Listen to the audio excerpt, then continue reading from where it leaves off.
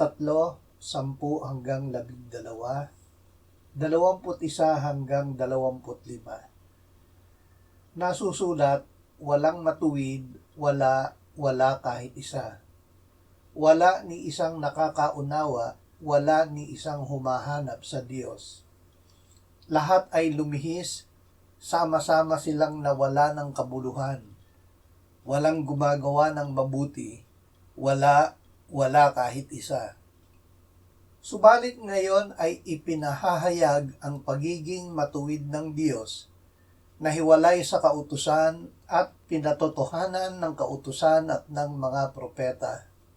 Ang pagiging matuwid ng Diyos sa pamamagitan ng pananampalataya kay Hesukristo sa lahat ng mga sumasampalataya.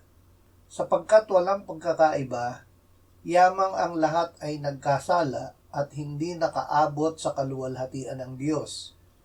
Sila ngayon ay itinuturing na ganap ng kanyang biyaya bilang kaloob sa pamamagitan ng pagtubos na kay Kristo Jesus, na siyang inialay ng Diyos bilang handog na pantubos sa pamamagitan ng kanyang dugo na mabisa sa pamamagitan ng pananampalataya. Inaring matuwid ng Diyos. Tanging Diyos ang matuwid, ang walang sala, ang may angking kaluwalhatian.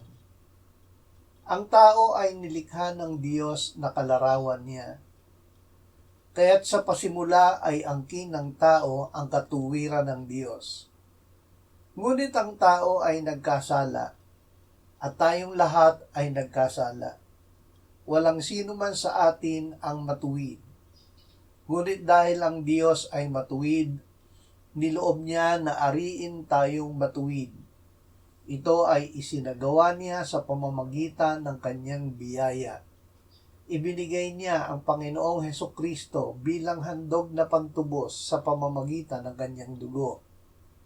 Ang pagtubos ay nakakamtan ng makasalanan tangi sa pamamagitan ng pananampalataya kay Kristo Jesus na namatay para sa ating kasalanan, inilibing at muling binuhay makaraan ang 3 araw.